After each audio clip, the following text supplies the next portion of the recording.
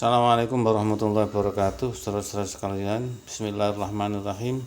Sekarang waktunya menerangkan metode ta'lili atau qiyasi, yaitu ada tanda-tanda baca ya, yang itu khusus miliknya Times New Arabic, sehingga saudara nanti saya kirimkan juga PowerPoint aslinya supaya saudara rubah, saudara buka dengan Times New Arabic supaya kelihatan ini tanda bacanya.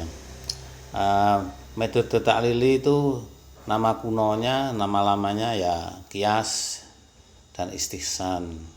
Ini yaitu nama yang sekarang ini banyak orang mengatakan ta'lili karena supaya untuk mencakup al-qiyas dan istihsan.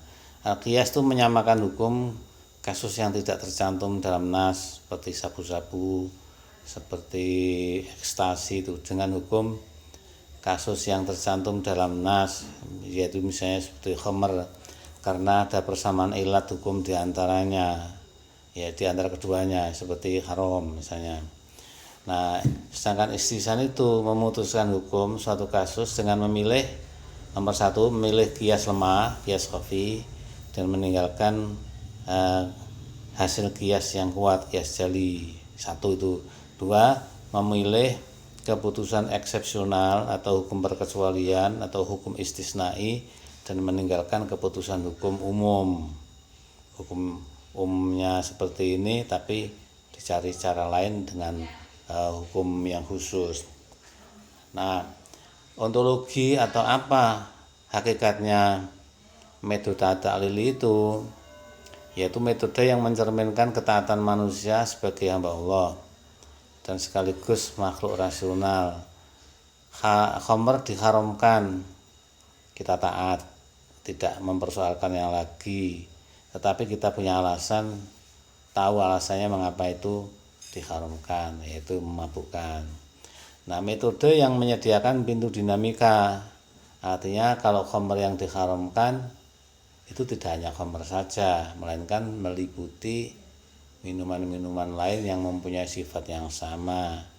Rasional kan, kalau seandainya kita diharamkan khamr lalu diharamkan juga sabu-sabu atau vodka atau sake, ya tidak masuk akal. Kalau misalnya kita itu diharamkan khamr, maksudnya diharamkan mabuk dengan cara minum khamr lalu dibolehkan mabuk dengan cara minum vodka atau minum sabu-sabu, kan nggak masuk akal.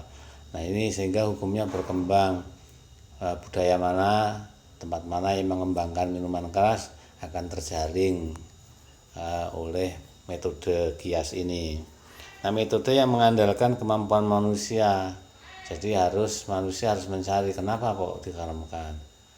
Ketemu nasnya yang diharamkan karena memabukkan, itu ada yang karena nas, ada yang dicari dulu sampai ketemu karena diperselisihkan. Seperti Nabi melarang kita tukar menukar barter emas dengan emas, perak dengan perak, dengan cara yang tidak sama. Jadi kalau tukar menukar emas dan perak harus timbangannya sama dan harus kontan, tidak boleh ditunda. Nah, itu sebabnya apa? Kok diharamkan? Ada yang mengatakan karena itu barang yang bisa ditimbang, karena itu awet, tidak rusak, karena itu adalah macam-macam pokoknya ya. Nah, itu ada yang nyari, ada yang sudah disediakan oleh nas ilatnya itu. Kemudian epistemologi, caranya gimana? Langkahnya yaitu nas yang menegaskan suatu kasus hukum itu kita taati apa adanya, kita enggak membantah. Tapi itu sekaligus kita masuki dengan rasio kita, yaitu kita jadikan wahyu itu sebagai contoh penyelesaian kasus yang serupa yang tidak disebut dengan wahyu. Berarti khamr haram. Bagaimana sabu-sabu? Kita selesaikan yang sama dengan khamr, sama-sama haram. Khamr tadi contohnya, kemudian sabu-sabu sasaran daripada qiyas ini. Kemudian cara memperluas daya cakup itu berbasis pada penemuan ilah atau sebab kausa hukum itu. caranya seperti itu.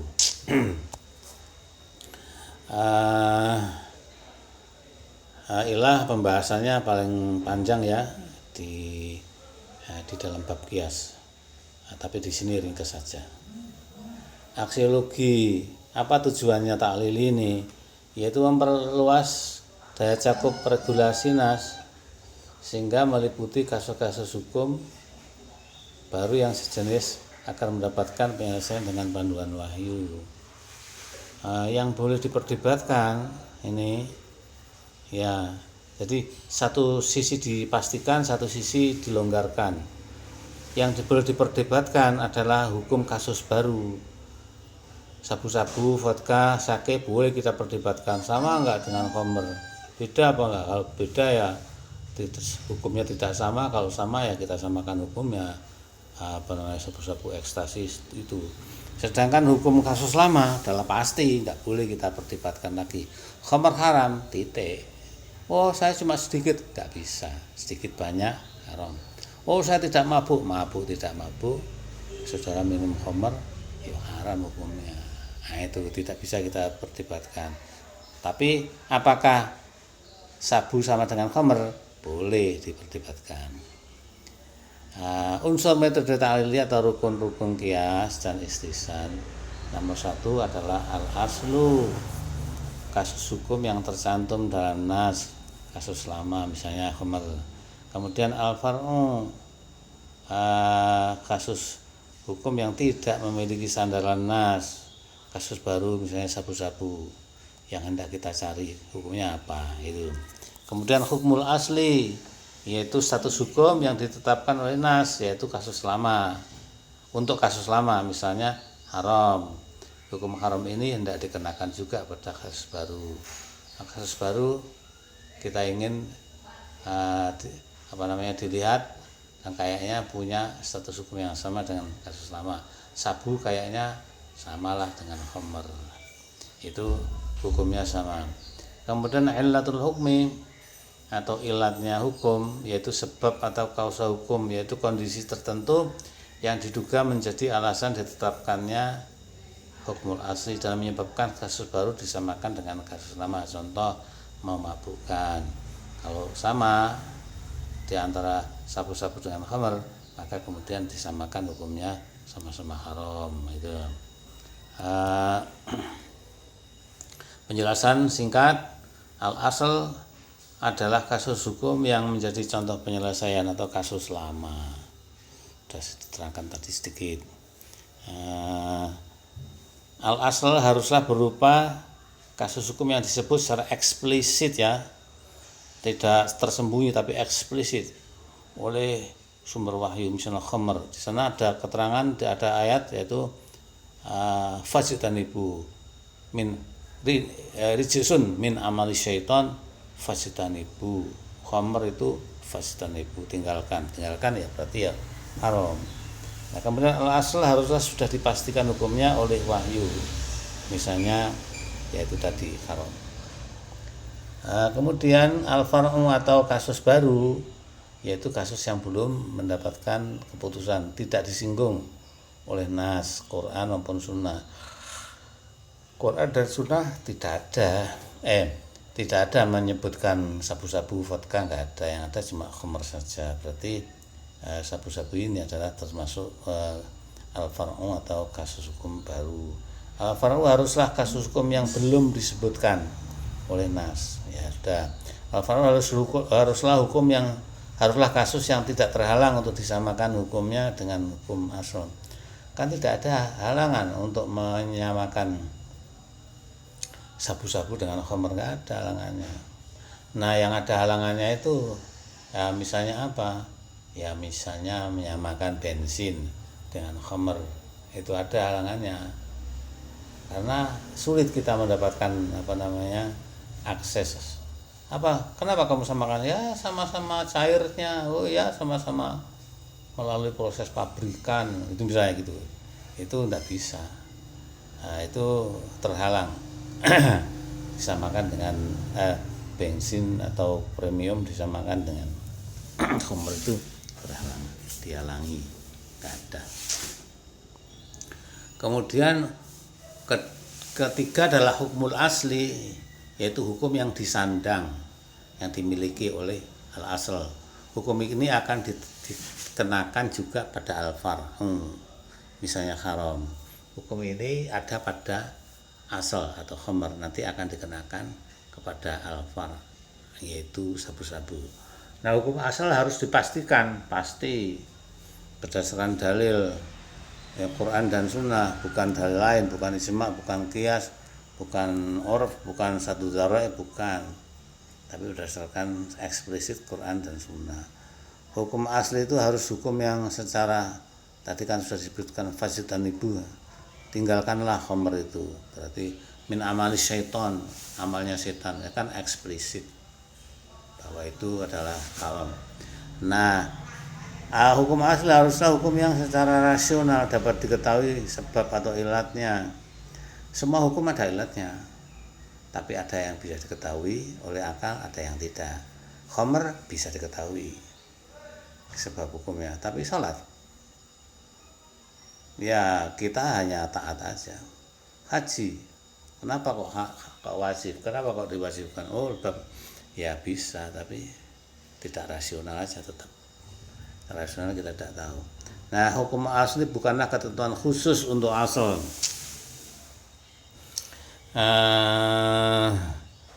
Kanjeng Nabi Muhammad itu dibolehkan banyak hal yang tidak dibolehkan untuk kita, tapi beliau juga mendapatkan kewajiban yang tidak diwajibkan kepada kita. Kita tidak bisa menyamakan diri dengan Nabi Muhammad dengan alasan sama-sama manusia, enggak bisa. Ketentuan bagi Nabi Muhammad itu khusus bagi beliau, kita nggak bisa menyamakan. Pengen punya fasilitas seperti beliau, pengen istrinya lebih dari 4, pengen menikah tanpa wali, nggak bisa. Ini khusus untuk asal, kita manusia biasa. Kemudian ilat hukum, kausa hukum atau sebab dibalik ditetapkannya suatu hukum, yaitu sifat yang kalau kita dapatkan dia pada al-far, ada far punya sifat seperti itu, maka hukumnya sama. Loh, kita kok melihat ada minuman yang namanya misalnya namanya tua, kok memabukkan, ya itu maka akan kita samakan hukumnya dengan khamr. Nah, sifat ilat harus konkret, bisa dilihat dengan mata. Mabukkan itu konkret, orangnya sempoyongan, ngomongnya ngaco, mata kita melihatnya, telinga kita mendengarkannya, atau mungkin yang lain-lain, untuk baunya kita bisa menangkapnya. Nah, itu konkret, terukur, kadarnya sekian persen, unsurnya ini, bisa dilihat di lab, ada ukurannya. Di lab kan semuanya terukur sekian persen kadarnya, atau benda ini disebut itu dan ini namanya, secara ilmu kimia itu begini, itu terukur, relevan. Kalau memabukkan itu kalau memabukkan itu dilarang, itu kan cocok. Memabukkan dilarang itu kan cocok. Nah, yang ini nggak cocok.